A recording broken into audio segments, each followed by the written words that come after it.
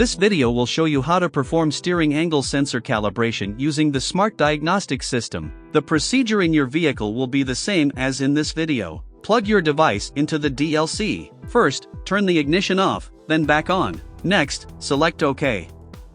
Confirm your vehicle and VIN. Then select Workshop Tools. Steering Angle Sensor Calibration. Steering Angle Sensor Adjustment. Follow the on-screen prompts to complete the procedure.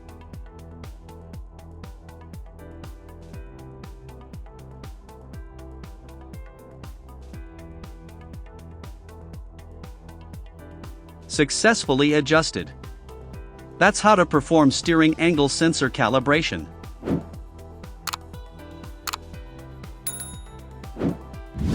For more information, please visit us at Innova.com.